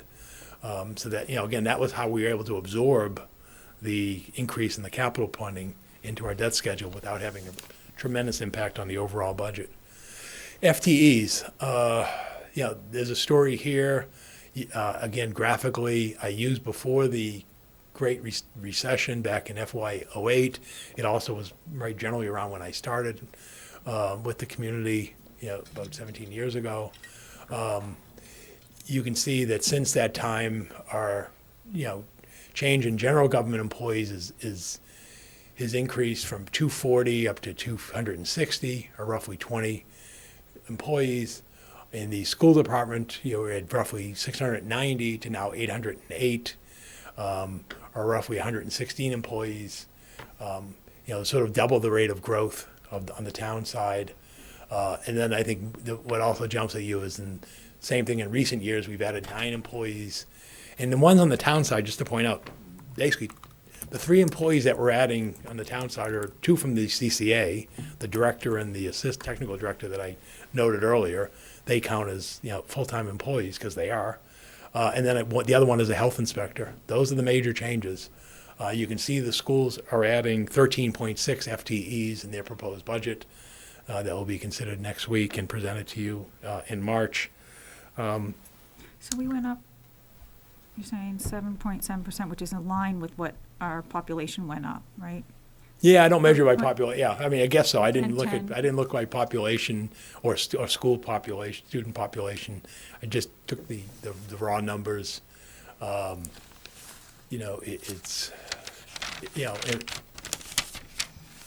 just looking Those- at, I'm just looking at general government. Yeah. We went, you look at, I just went to the website. Yes, we stated we went up 7.7%. Yeah. Some 10 Yeah, to we- 20, and we went, it's pretty much the same percentage we went up in head count Yeah. in the general part, Yeah, side of it. I mean, generally, and, Yeah. John's here as my witness. Fortunately, I've had John with me as finance director for almost my entire tenure. But generally, you go through the building or through the departments, you're pretty much at similar staffing levels that have been there now almost for a generation. Yeah. And part of that is, quite frankly, it's by necessity. This is not a community that is going to seriously contemplate an override. That was last attempted back in 2008 timeframe. Don't remind me. And it's just, and also so we tend to reflect the values and the priorities of the community. And again, those go back earlier. It was education and public safety. And so we were able to bring back some of those over time once we get out of the recession. But like I said, and that's what made it challenging. When we did the mid-year cuts in the recession, it was horrible, and no one wants to relive that. And hoping to avoid that. But we know where our staffing levels compared to some of our comparable communities, they're low. Whether that's in the manager's office or the collector's office or the it just is a challenge. But that's trying to be responsible and recognizing, the culture and the community that you're in. That and that's that's the challenge. So that's where we're at. We'll do what we can going forward to deal with that. But that's why we have a net 3. There was another one. Remember, I took out the municipal safety specialist, and that offset another employee in facilities. So that's how you sort of net out at 3. But basically, that's the change on the town side. And again, on the school side, I've seen the superintendent's budget. They're primarily driven by the needs of students in terms of special education and student support services, and those are real. And we know they're real because they see it on a first day basis, but we're seeing that on the public safety side as well. The number of mental health calls, the nature of the calls, the duration of the calls on those areas are real. And that's why, we have the support services, for health and clinicians and so forth to address some of these calls. And we meet weekly with the inspectors and the public safety officials to talk about contemporary issues, what's going on, case issues. And, the Board of Health is dealing with people who are having to deal with, home habitation issues in terms of hoarding and other issues of sanitary conditions. Those are real in our community. The police are dealing with the calls for mental health issues and so forth, and it's a real, they're real, and it's causing stress. And then obviously with an aging population, you see that on the medical calls as well. That this is the realities of what we're in. So again, you sum up the budget drivers at 5.86 million. Again, you look at the revenue side. Again, mathematical 2.5% increase, 1.7 new growth. We had, the excess levy capacity is just the rounding of the penny on the tax rate. So that's, but we're counting everything. You state aid, local receipts, available funds, and then I dive into them closer in terms of revenue trends. And again, as I noted earlier, more than 3/4 of our budget comes from the property tax. And you can see state aid is right behind that. So, you're at 90% of your budget, it comes from state aid and the property tax. And if those aren't at traditional inflationary levels, that's what's causing the strain. That's why we secretly root for the Fed to be victorious and it's getting inflation back to traditional levels, because it did work when inflation was running at 2%. But as you may have saw, as I mentioned earlier, the most recent contemporary is 3.1%, and that's why they're not thinking that the Fed's going to cut rates next month. So again, you're seeing 10 years, same thing, the increased bump in the property tax as a percentage of the revenue. Again, sadly, your Chapter 70 funding and general government aid have roughly been about 39% over 10 years. And again, that's not matching the rate of inflation compounded during that period. Property tax revenue, again, you can see a little more of a backseat, 1.7 for 25. That's where we were 2 years ago, and you can see, it's greater than 2 of the last 4 years. And even in 21, it was 1.77. So again, I don't think that's an overly conservative number. what you see there. So again, the new levy capacity is $4.7 million. Again, where's your tax bill go? Again, if you're watching this, it's obviously going towards schools, and benefits are primarily where 2/3 of your tax dollars go. Property valuation, again, we're a community now where we're approaching an 85-15% split, where residential values are 85%. And that will obviously occur because multifamily is considered residential. And if we're adding 400 units at the West Campus, that's going to take that valuation, barring anything unforeseen, and we will be over an 85% split. Again, average single-family property tax bill, we can always say we have the best tax rate that we've had since, fiscal year 2000, in the odd years. But the bottom line is it's not your tax rate. As we know, it's the value. You can see the tremendous increase in the second column of the average single-family home value to now over 628,000, whereas 2 years ago it was under $500,000, just under $500,000. I mean, that's just phenomenal in terms of, for people who hold the property. The tax bill obviously has increased by 22% in 5 years, or $1,574. And now we're approaching, we're 85.75 is the average bill this year. And I think the important thing is the column on the right, which is the rank. And that means 1 being the highest average single-family property tax bill in the town of Weston, and then you go to your Dover, Sherburns, and your Carlisles, and then you get down. And you can see we're now at 79, which is, the lowest we've been, what you can see on that chart. So again, what does that mean compared to other communities that are raising revenue from average single-family property tax bill?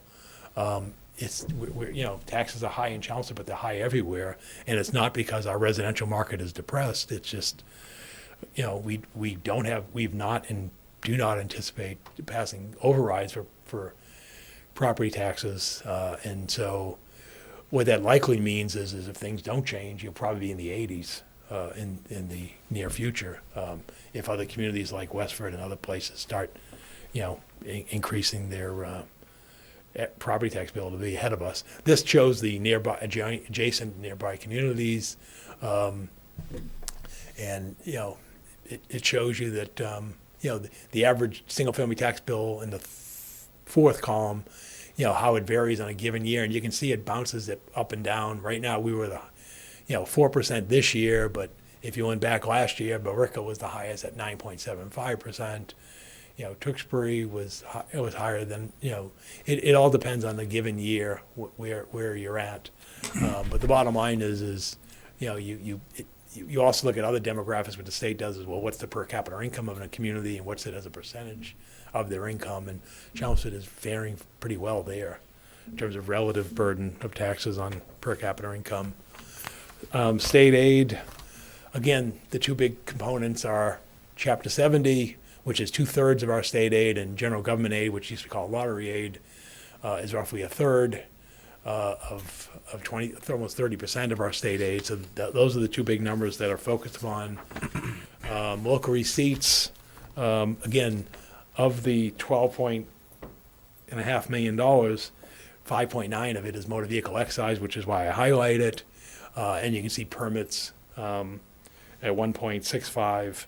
Obviously, the current budget year number that will be blown out of the water, meaning that I will say it, the permit for the West Campus was over $1 million. I think it was like $1.1 million one-time revenue. So that number will be exceeded this year surely. But you can see if you look back, and the other one in 21, if you look at that one, that was Thermo Fisher when it was a $3 million year. So again, the impact of major projects on small budgets is what happens there. But again, that's what goes on. Available funds are just miscellaneous, mostly the benefit costs for the enterprise funds and so forth.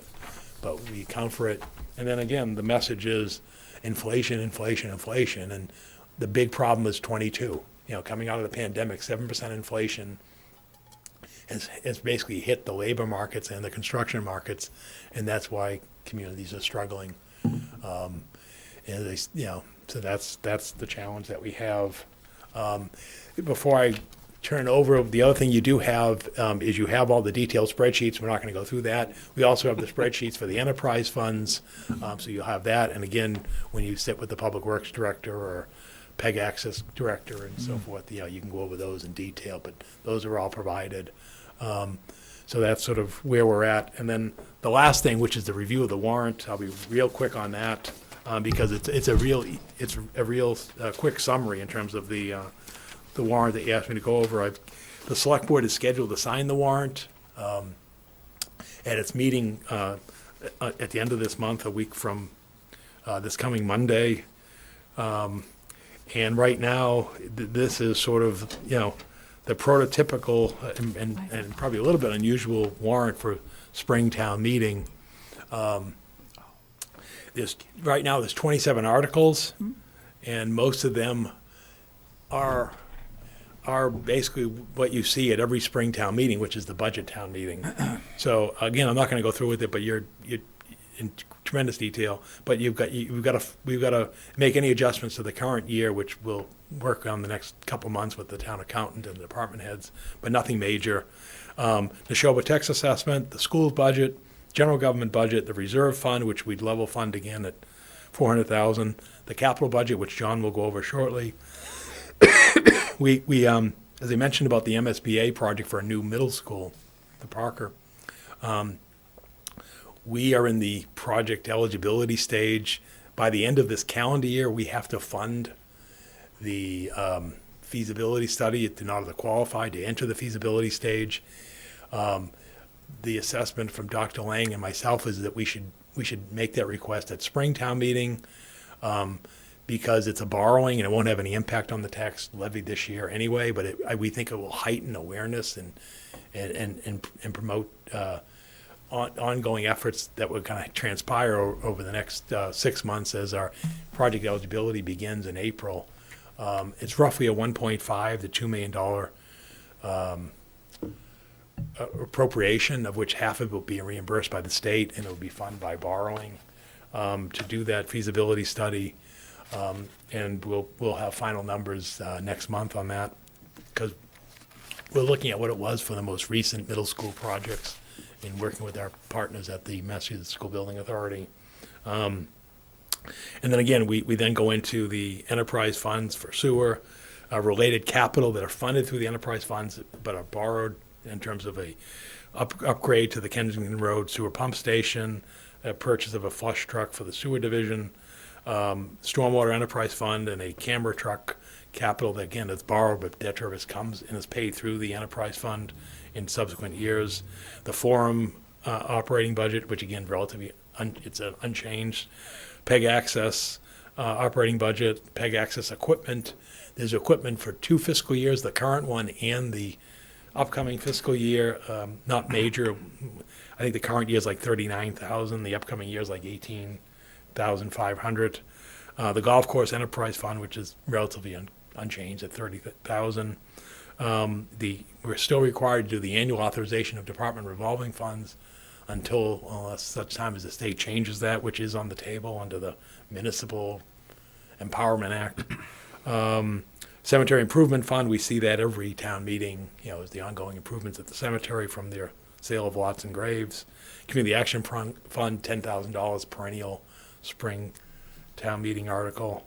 And then we are requesting funds for property valuation services. FY26 is our 5-year property valuation certification. So we're working with the assessor's office and finance department to obtain pricing for that. The funding for that would come from our overlay, which means the money that we set aside for property tax abatements, the balance there, so that will fund that. So again, it won't impact our levy, but it's a cost that funds the assessment process. Because even though it's FY26, you got to do the work in FY25 to be ready and completed for 26. Because you've got to go through a certification process and a public hearing process, which is part of that, and then state approval and so forth. So that all takes place in the summer of 25, so that it's done by the fall of 25. But we need to basically do the field work at this point. And then we got Community Preservation Fund. Again, that's just the debt service and the traditional operations. And then they only have two minor projects under community preservation at this time. One is for another year of the preservation of the headstones at Forefather Cemetery. I mean, that's like $8,000. And it's been successful so far, and that's been approved. And then they also want to install a post and rail fence for more historic fencing at the West Chelmsford Cemetery, and they're finalizing the cost estimates on that. Community preservation is supposed to meet next Wednesday, but that's roughly like a $40,000 project. And then finally, related financial but out of the budgetary thing is, one is to accept the statute of state law regarding military service remuneration. Basically, we just addressed this a few months ago with police and fire. This basically provides the town to basically fund the differential between the pay that a employee is called into service versus their normal pay level. We just had this with three officers now who have been deployed, and since they were veteran officers, there is actually a differential, and so we provided that to them by agreement with the union. But we really want to extend this benefit to the entire community, so that's why you have to do it outside of the bargaining process. And then there's the key one, which is the zoning article for Springtown meeting, which is the MBTA zoning. You may have read about that. A vote happened yesterday in Milton, the state requirements and so forth. And we have to have our zoning in place by the end of this calendar year. And so the thinking by Chelmsford and other communities is bring it to town meeting in the spring. That gives you the luxury of either fall town meeting, if something doesn't get through. And what will happen on that, we discussed with the select board, and we'll put it out in the letter to the town meeting reps and so forth, is that will probably be the first action item taken up for consideration the second session of town meeting, to be fair to the process. Okay. The spring town meeting is clear by the charter is meant to be to the budget, so we will honor that with the first session, and we'll get as far as we get. Ideally, we'd get to the zoning article, but if we don't, we'll pick up the zoning article the second session, and then, assuming that's done while everybody's rested and alert, then we would just wrap up, some of these later, smaller financial articles, and then hopefully finish in 2 sessions. That's the goal. So again, the warrant is being reviewed by council this week. It'll be put in the select board's packets the end of next week, be signed by the select board. And obviously, as those documents are in their final form, I'll get them to you, including Pam, so that, always want to get a head start on the warrant book and everything else. So that's where we are. So that's my presentation on the budget and warrant articles. Thank you, Paul, and for that marathon. Thank you. That may be it for me tonight. I think it is. Again, I'll leave you to the good hands of John Souza.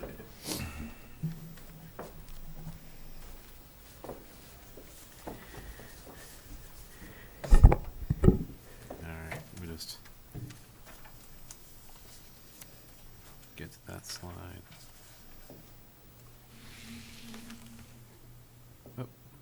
Here we are. Excellent. Good evening, Mr. Chairman, members of the Finance Committee. Good evening. If we go to the next slide, the first 2 slides are an overview of the capital plan, and this may be a review for many of you. We discussed back at the tri-board meeting, but I thought we'd go just take a quick review. This is one of the most challenging years in recent memory for the Capital Planning Committee, as the town manager said earlier. The needs were so extensive and our funding was limited, so that was quite a challenge.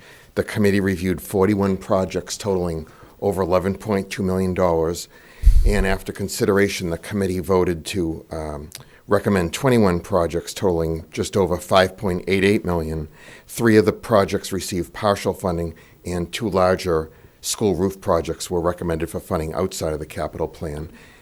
In looking at that slide, the first 5 categories are roughly about 18%. Public safety accounts for 21%.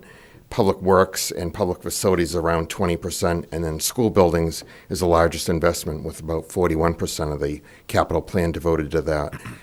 And then the next slide just shows a financing summary. So as I mentioned, the projects total just over $5.88 million. There are a couple of other financing sources I just wanted to discuss. The first one are recaptured funds of $83,705. And as we know these are funds that are left over from prior year capital projects that are completed. And the second one is a contribution from a school fund. It's the Child Care Revolving Fund, $65,000. That amount of money will be used to defray the cost of the Westlands boiler replacement project. So that leaves just over $5.7 million that we would borrow with municipal bonds. Going on, we'll take a closer look at all these projects in different areas. So the first one is municipal technology. The first project is requests $100,000 to replace all of our core switches in the network. The current switches are 6 years old and approaching end of life. And as many as you know, switches are really the hub of a municipal network. Next project, it's classified into town clerk. As many as you know, the town clerk has been leading an effort to provide better records management and storage in the building, and this is $60,000 to fund the first phase of digitization for building department records. That picture is actually when the storage room was just remodeled, so that's why everything looks empty, but it's actually quite full. And what the digitization will do is it'll provide us better organization and retrieval, so if someone wants to look up a project, it also help us deal with physical space limitations because this is an older building. We only have so much physical space that we can store records in. Next project involves the senior center. This is $50,000 to replace flooring in selected locations, damaged flooring tile. The original flooring is over 30 years old. This is a photo of one of the areas that's the worst. I believe it's near the kitchen area. And the total request for that project was actually just over $200,000. So this is the first phase to fix, the areas that have significant needs, but it will appear again in a future capital plan. The next project also involves a senior center. This is the replacement of the elevator for $325,000. And as you can see on the slide, the current elevator is about 31 years old, and it's at the end of its useful life. The concern is that parts are difficult to obtain. And as you know from visiting the senior center, this is really this provides the only ADA accessible route to the basement level in that building. Next, we move into community services. This project for $450,000 funds the first phase of the HVAC system replacement at Adams Library. It's a two-phase project, so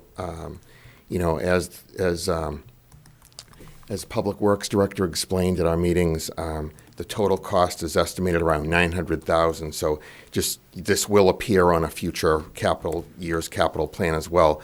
The current system was installed back in 2000, and it's really well past its useful life. There have been frequent equipment failures and repairs over the years, and it's something we want to address since the library has so many visitors annually, and it also serves as one of the town's emergency heating and cooling centers.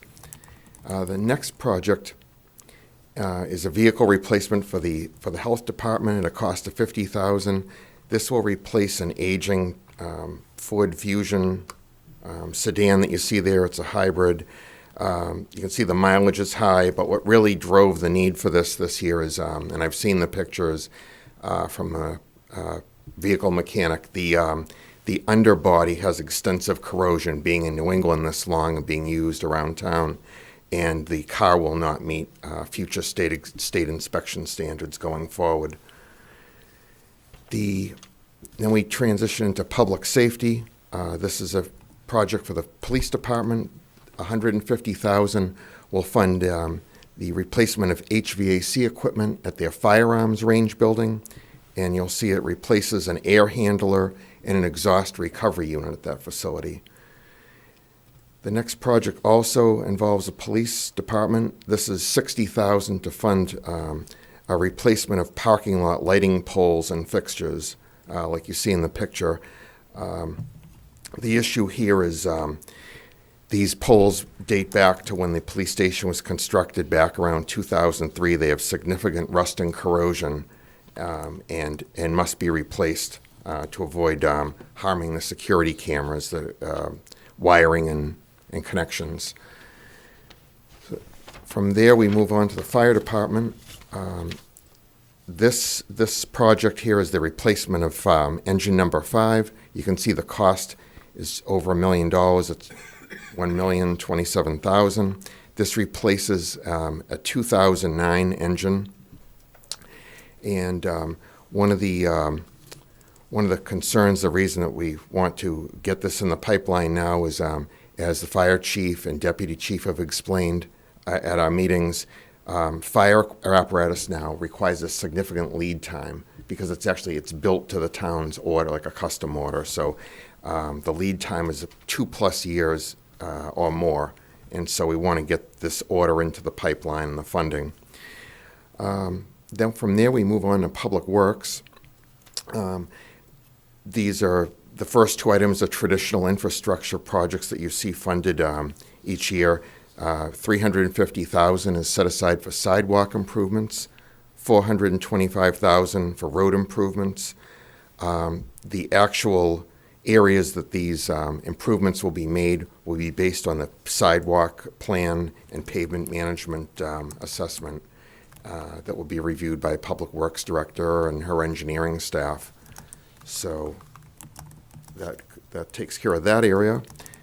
Then also in Public Works, the next slide, this includes $150,000 for a garage roof replacement. So this building is actually located over at 54 Richardson Road. The current roof that you see, is 31 years old and has definitely reached the end of its useful life.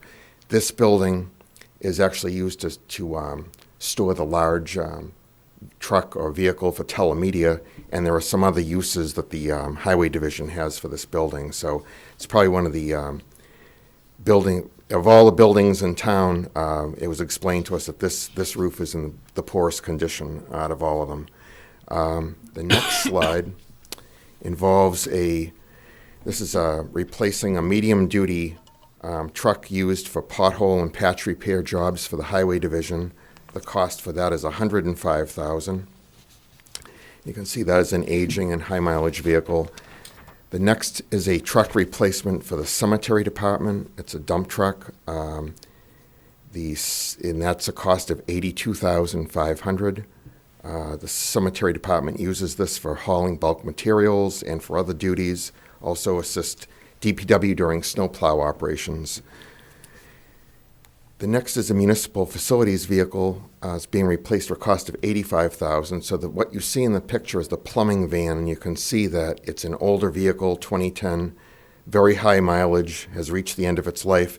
The proposal here is to replace that with a 3/4-ton pickup truck with a snowplow package that will help supplement snowplowing operations at DPW, because one of the issues that's come up in recent years is it's very hard to find contractors now, private contractors that want to plow for cities and towns. So that will give them greater versatility than having a van. The next project from here, we move into school facilities. So this first project includes $105,000 to replace the roof at the school administration building on North Road. If you've ever been in that building, you know that there's the front part, which used to be the former police station, and in the back of that building there's a modular unit that was attached where the school committee meeting room is and also executive level administration. It's the roof over that modular section that's being replaced here. The current roof is beyond repair. And then this is the school facilities project that I spoke about earlier for a cost of $325,000. Both boilers at the Westlands Community Ed Center are being replaced. You can see they're 21 years old and have required frequent repairs. And this is the project that the school department is making a contribution towards from the Child Care Revolving Fund. The next project is at South Rose School. This involves a ceiling tile replacement throughout the whole building except for the restrooms. These are 12 by 12 inch tiles that are well beyond their useful life. And unlike this room that we're in that has a suspended ceiling, these tiles are actually affixed or attached to the sub-ceiling area. And the issue is that because of their age, the fasteners are starting to give out, the tiles are wearing out, and so this is to eliminate a potential safety hazard where the tiles would just begin to drop off of the ceiling as they age. So you can see this project, the cost is $958,000. The work includes demolishing the existing tiles, installing a new drop ceiling grid, and then replacing the fixtures with LED lighting fixtures and reinstalling all the fire alarm equipment. The next school project involves replacing the elevator at the McCarthy Middle School at a cost of $325,000. And the similar issues that we've seen in some other municipal buildings. This elevator is approximately 34 years old, very difficult to get parts, and this is the only elevator that serves the McCarthy Middle School. The next project involves McCarthy as well at a cost of $450,000. This is the front entryway renovation.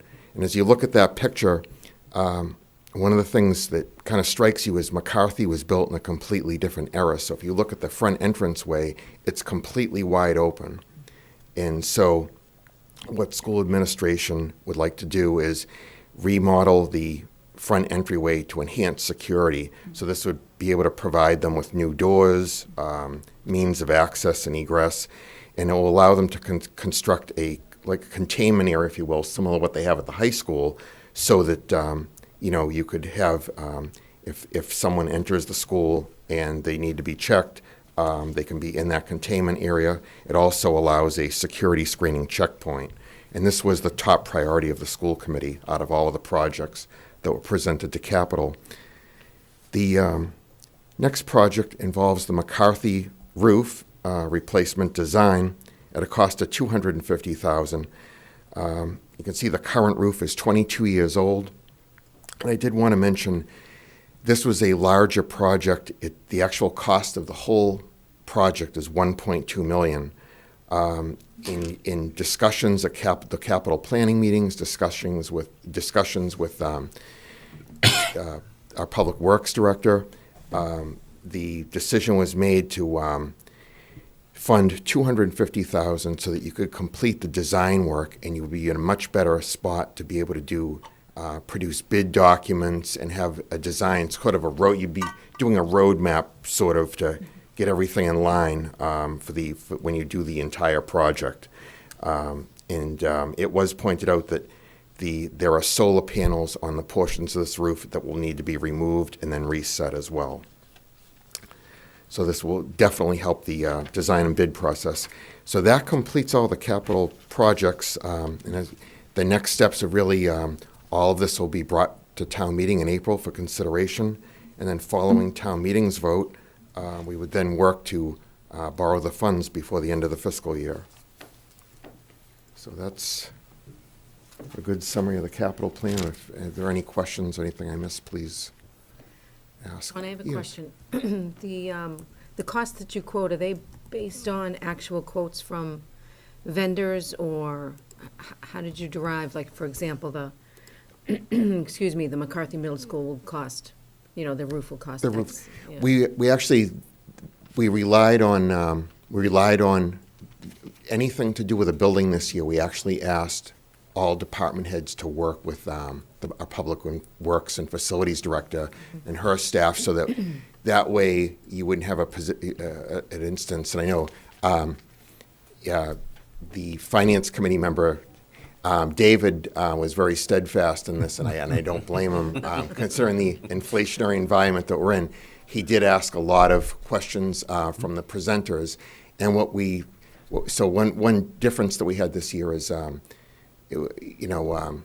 Director Clancy was more involved with her staff looked at these things to see if they were current quotes and just to make sure any of the information was not outdated. I will say, many of these projects can be challenging. For example, when you get into the South Row School, the McCarthy roof, it's an extensive project. You never know what you might find when you start doing demolition, but they were able to provide us with some solid, what we felt was solid numbers, and they had taken a good look at it.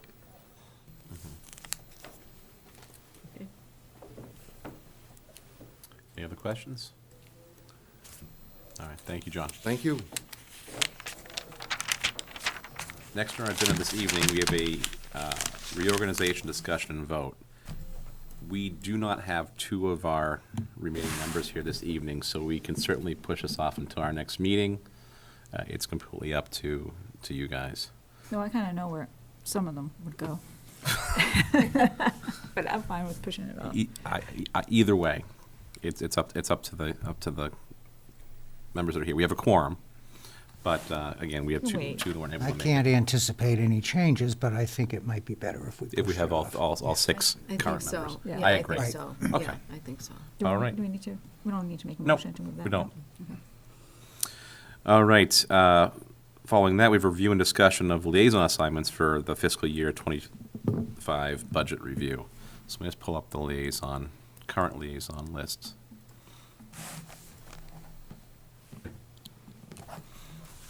I've had a request from David to just stay where he currently is. I believe Kathy said the same. I was gonna say, yeah, I'm sure they were.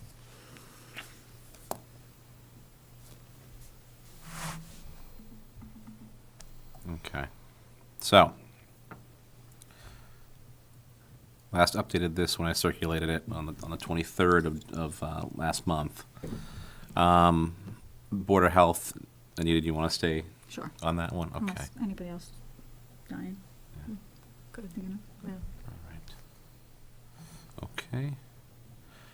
Capital planning, we already had that taken care of with David. And I think he said he wanted to stay on the cemetery as well. As far as Chelmsford Public Schools, we had Kathy, David, and you, Sam. It's fine. That sounds good, okay. And Kathy's able to, she's able to probably dial into a meeting, right, if she's down in Florida? She is, but she'll be back. She'll be She'll back. be here? She'll be Okay. back. Oh, She'll be that's back, great. yeah. Yep. That's great. Community Preservation Fund, Kathy's done that for a number of years. Senior Center, we've had David on that. Anyone else? And again, if any of you want to jump in on one or would like to do something else, just, We're going to have to pick up John's responsibility, so I don't mind jumping in on the finance side of things. okay. Yeah, I can take, You can take one, I can take another. How's that? Well, I think there's 4, Okay. so, I think typically, Anita, you knock those out altogether, or? Yeah, typically I do them all together at like one spot. Like sometimes it's even just me and John. We'll do, okay. Like, so we'll schedule one thing. So what I'm saying is Okay. like, you probably want to do all of them together. Like it's Oh, not yeah, like. yeah, not yeah, yeah. spreading, like, if one of you- Ideally, that would be the best. Yeah. Yeah, sure. Okay. DPW, waste, sewer, storm, facilities. I will not be doing that one. Right. I'm So, fine with keeping my position there. Mhm. with Sam, you want to get doing that as well? Sure. Okay, perfect. And then, so who would like to join Anita on those? I can join Anita on those. Sure. Yeah. Okay, I'll make that note and make that change. I'll stick with fire. I'm guessing Kathy will, yes, she said she wanted to stay with things, so we'll keep her on library. I'd like to, if it's okay with Kathy, I'd like to shadow her for the library. Sure. I In can't see that. anticipation for next year. For next year, yes. Yeah. For those Yeah. that don't know, Kathy is planning on stepping down after this budget season, so certainly. Okay. I'll add you on the other ones too.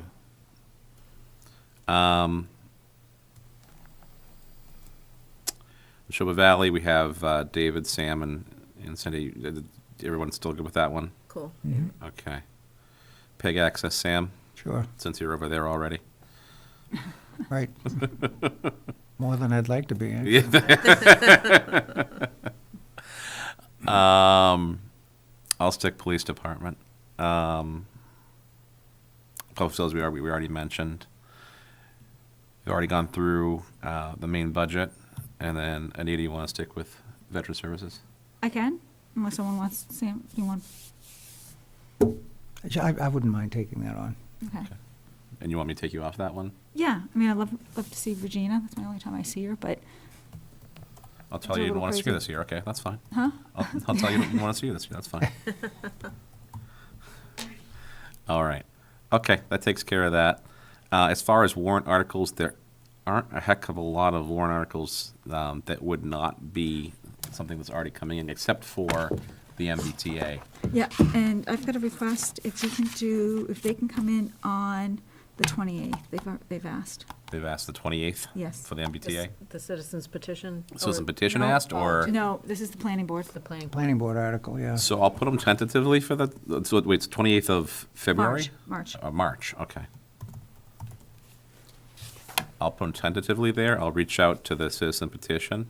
I think it might make sense if they can come the same night. But I'll reach out to them and see what they want to do. Okay. So that takes care of that. Next on the agenda, we have discussion of the budget hearing and Springtown meeting warrant article schedule. So let's pull that up.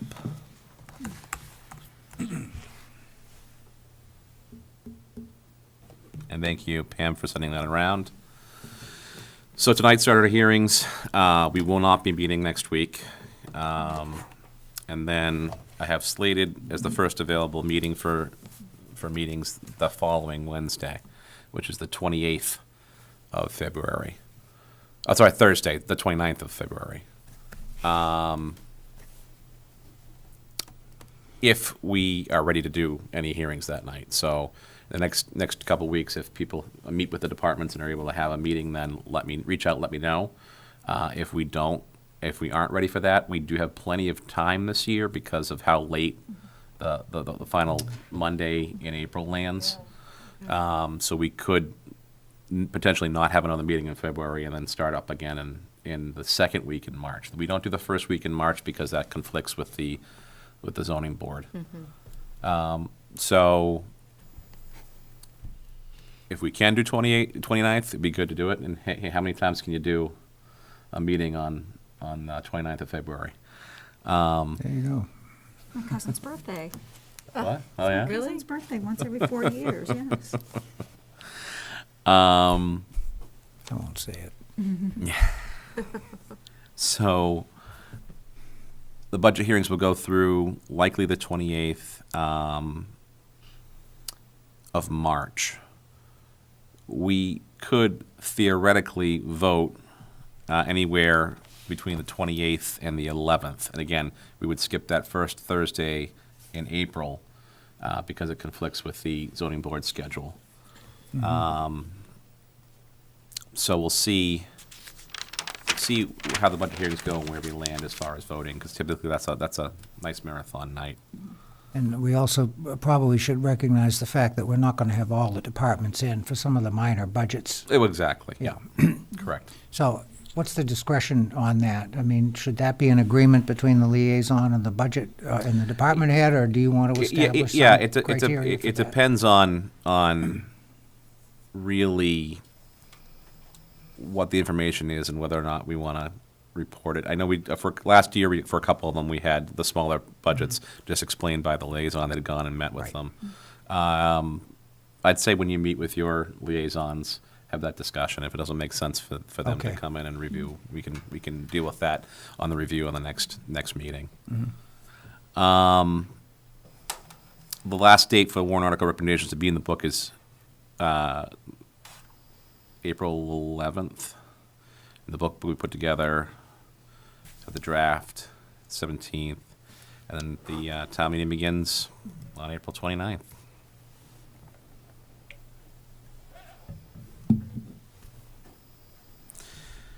All right. Do we have any public comment? Seeing none, there's no press. I will entertain a motion to adjourn. So moved. All's in favor? Aye. Aye. See you guys in a couple weeks. Okay. Yeah, school vacation next week. You got any plans? Yes, yes, we do. All right, can I tell you how much? I'll make sure we're off.